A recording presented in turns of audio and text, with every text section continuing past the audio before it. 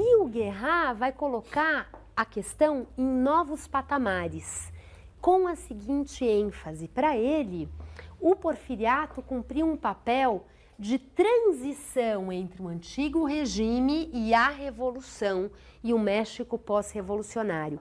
O porfiriato seria, na verdade, o momento de início da modernização.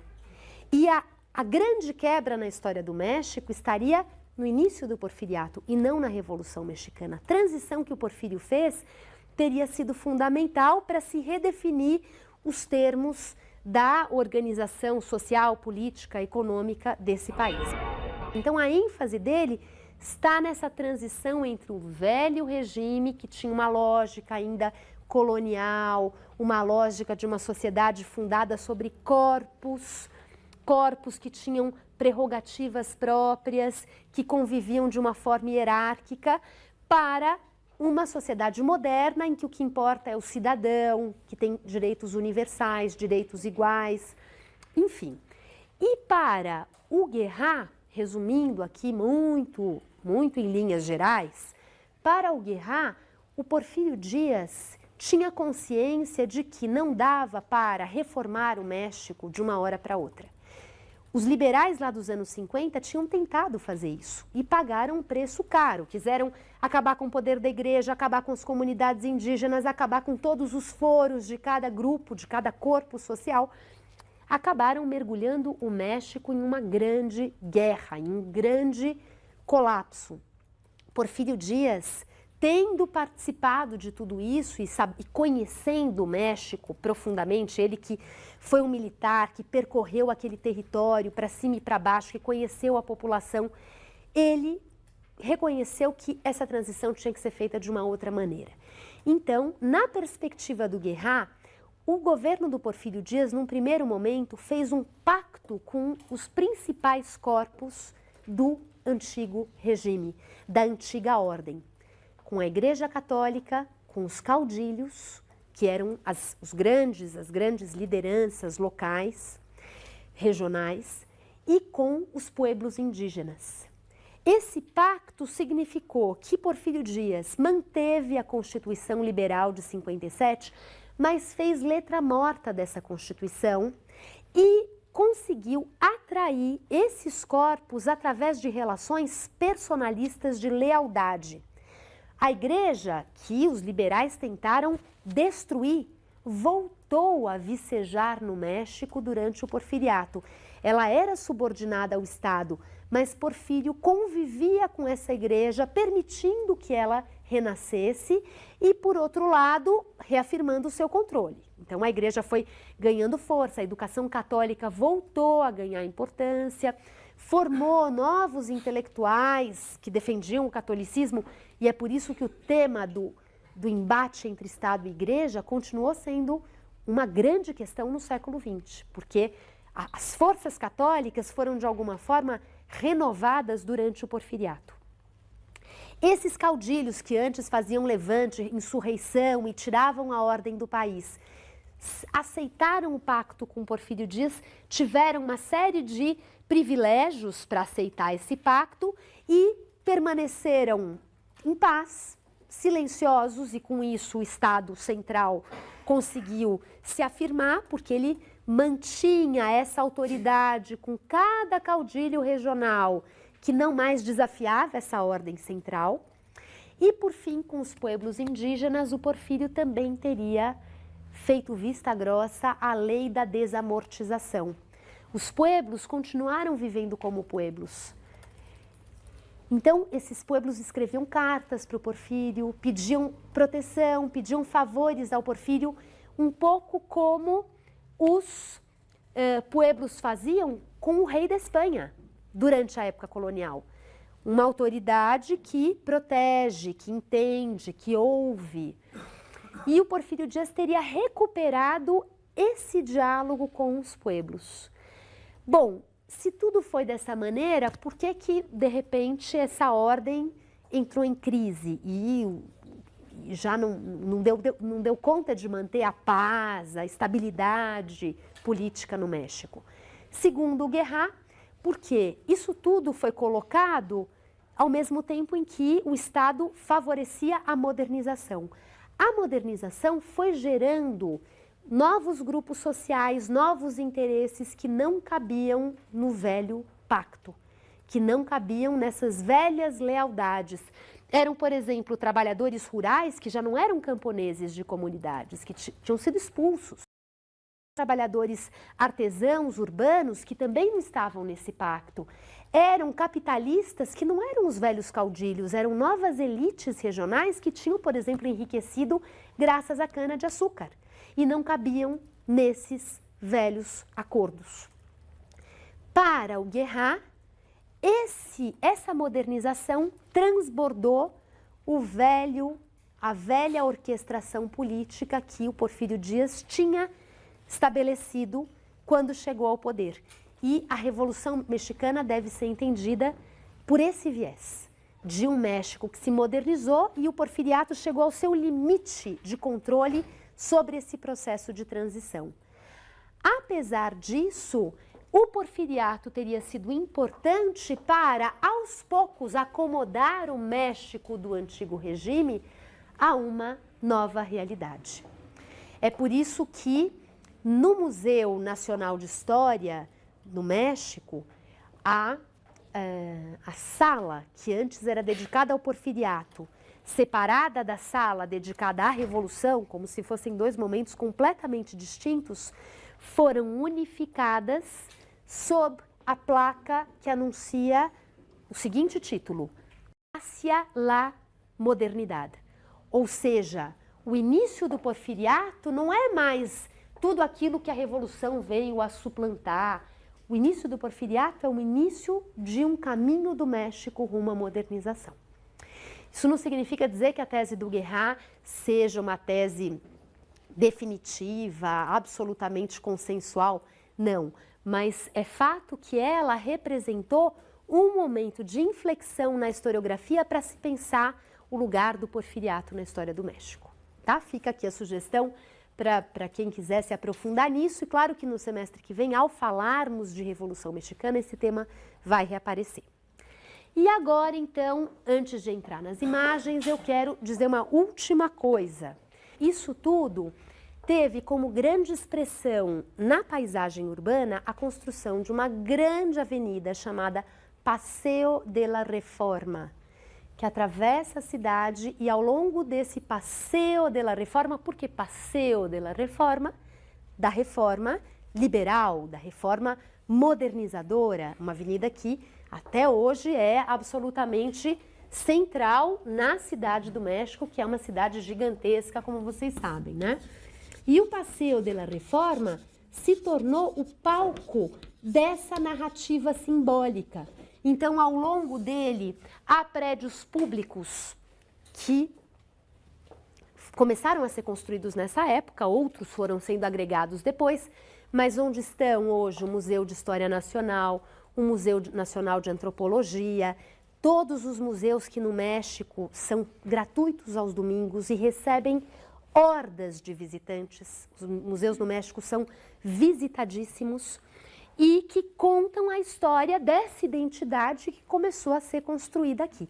E essa avenida termina no Palácio de Belas Artes, que é um palácio neoclássico construído também durante o porfiriato, simbolizando a grandiosidade, a sofisticação afrancesada desse México. E no Paseo de la Reforma realizavam-se paradas militares, desfiles cívicos, muitas vezes desfiles que encenavam essa história do México desde os astecas. E o que é fundamental, a polícia do Porfírio Dias evitava que essa população pobre, desconjuntada, estivesse presente na avenida nesses momentos, né? Ou seja, a celebração dessa nação grandiosa era uma celebração onde não cabiam esses índios pobres. Então, toda a encenação dessa história, desse simbolismo, dessa narrativa, é uma encenação que ocupa o centro da cidade do México, tanto do ponto de vista urbanístico, arquitetônico, quanto do ponto de vista da ocupação desse espaço, mas esse é um espaço, mais uma vez, saneado, higienizado, supervisionado, controlado, onde não há lugar para a expressão da anarquia, das multidões, da exclusão. Tá? Então, o Passeio de la Reforma é uma dimensão importante da construção simbólica que o governo de Porfírio Dias empreende ao longo dessas décadas do final do século XIX, início do século XX no México. Esse quadro são todos desse período de que nós falamos na aula de hoje. Não por acaso eles são feitos nesse período. A Academia de São Carlos centraliza muito dessa produção. Esses quadros dialogam com modelos franceses sobre o que é a arte acadêmica, o que é a pintura histórica. Muitos desses quadros reproduzem modelos de representação que estão presentes em quadros históricos na França, no Brasil, esses que vocês vão ver no Museu do Ipiranga, no Chile, no Uruguai e assim por diante. O próprio Blanes, que é o tema do nosso filme, do debate de hoje, tem a ver com esse ambiente de uma arte acadêmica. Bom, esse primeiro do Joaquim Ramírez, A Fundação do México, 1889, Olhos sobre Tela, do Museu Regional de Querétaro. Vejam só essa informação. Esse quadro foi produzido para um concurso feito pela Academia de Belas Artes para que os pintores respondessem ao tema mítico da origem da nação. Então, os pintores tendo que construir uma representação sobre a origem da nação mexicana com base em uma crônica nahuatl. Então, essa recuperação, né, das crônicas coloniais, remontando ao mundo pré-hispânico, e a recuperação desse lugar do índio na origem da nação. Félix Parra, que foi um escritor importante desse período, Episódios da Conquista, a Matança de Cholula, 1877. Faz parte do acervo do Museu Nacional de Artes. Reparem como os soldados são presentes nesses quadros, os homens nativos são mortos e as mulheres sobrevivem, as mulheres e as crianças. Pensem um pouco na recorrência dessa temática. Os soldados espanhóis chegam, a conquista é violenta, a matança, os homens morrem e as mulheres são poupadas. Adrián Unzueta, Montezuma recebe os mensageiros. Um quadro de 1893, e aí, mais uma vez, aqui, esse é o livro do Henrique Krause, que eu vou trazer para vocês. Algumas das notas que ele coloca são arbitrárias, enfim, ele junta a narrativa presente em uma crônica com a imagem. Em outras, não. Em outras, de fato, a narrativa serviu de mote para a pintura, tá? Mas, de toda forma, Montezuma, no momento do encontro, no momento da notícia da chegada dos espanhóis. Bom, esse mapa eu teria muito a dizer sobre ele, não vou falar agora, falo num outro momento, se for o caso. Mas o Antônio Garcia Cuba foi o primeiro grande geógrafo que conseguiu fazer um mapa fidedigno do território mexicano. Ele fez o primeiro mapa, ele era um jovem talentoso que foi tornado membro honorário de uma primeira sociedade geográfica e estatística que se formou no México. Quem tinha procurado criar essa sociedade foi o Valentim Gomes Farias, aquele primeiro presidente liberal dos anos 30. E o Antônio Garcia Cubas acaba sendo alçado a essa sociedade como geógrafo. O trabalho dele é tão extraordinário que ele se torna a referência por excelência em termos de mapas do território mexicano.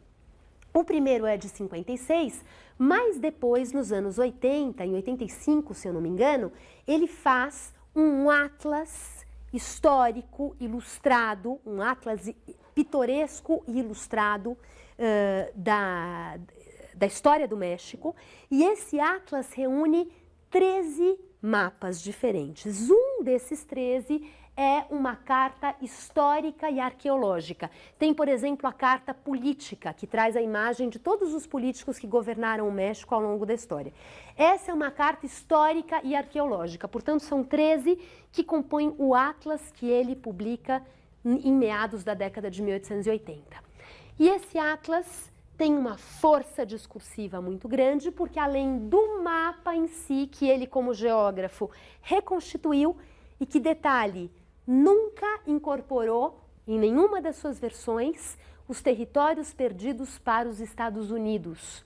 Aqueles territórios perdidos para os Estados Unidos foram sempre chamados de um país desconhecido que os colonizadores nunca conseguiram incorporar. É como se eles nunca tivessem sido parte do México. Então o México não perdeu nada. O México sempre foi o que ele era em fins do século XIX. Esse era o território mexicano desde sempre.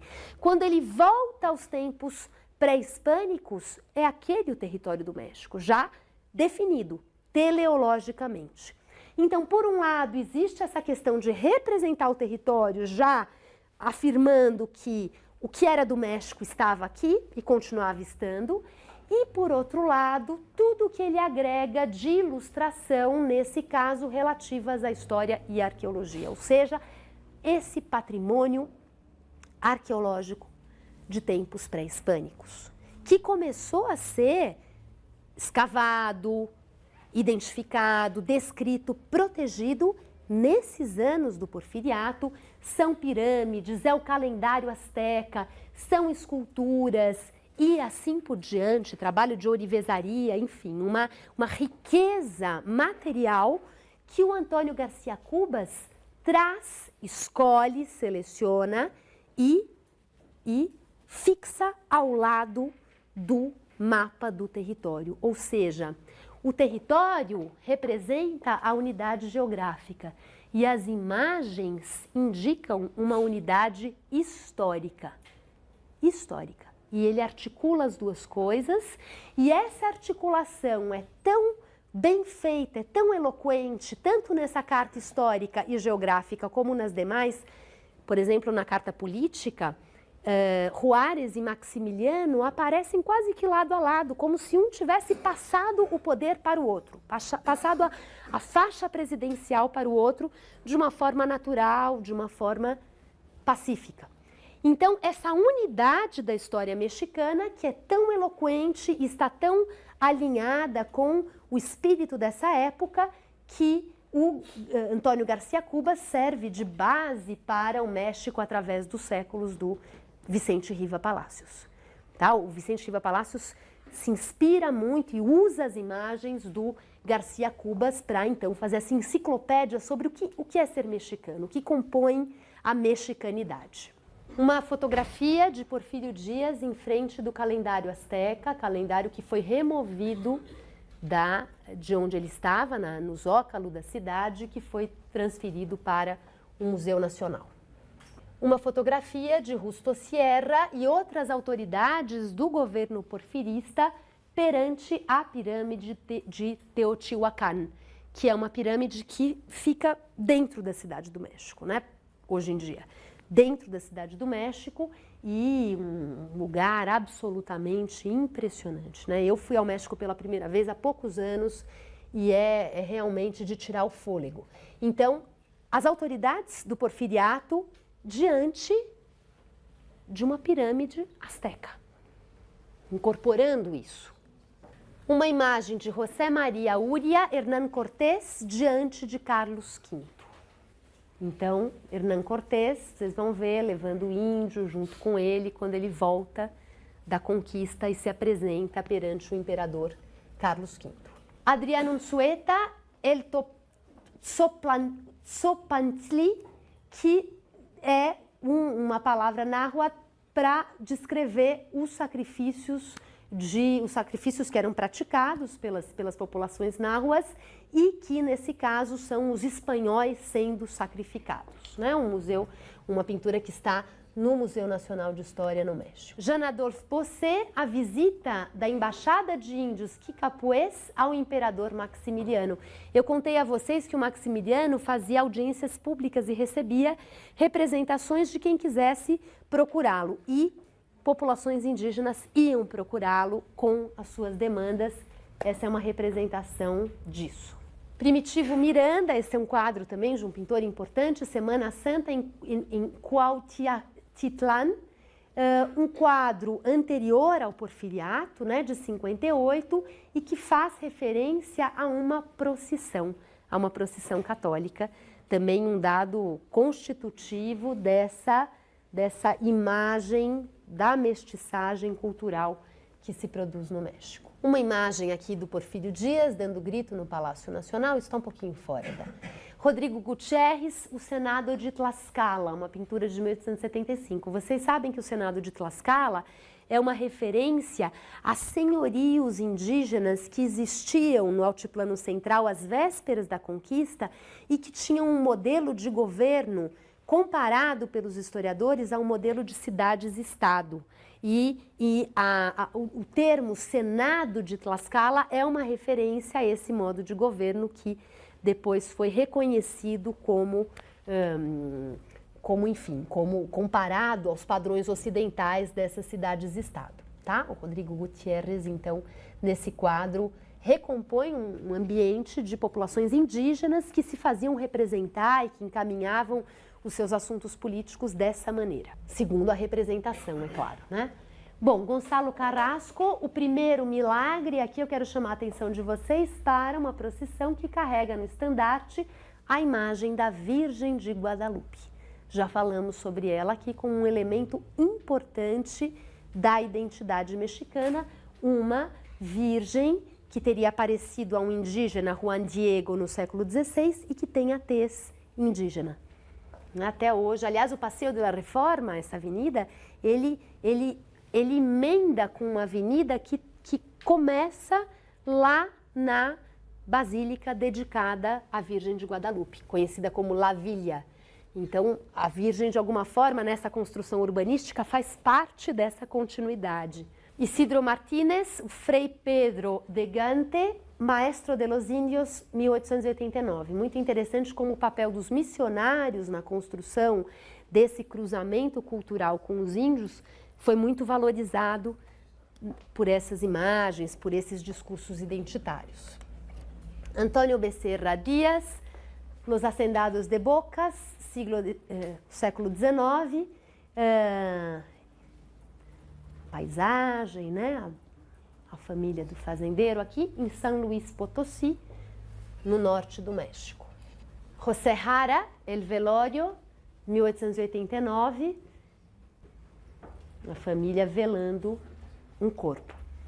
Matrimônio e Mortaja del Cielo Baja, mas isso é uma coisa do autor, não é o título do quadro. Inácio Rosas, o nome do pintor, A Volta do Soldado Depois da Guerra, de 1905.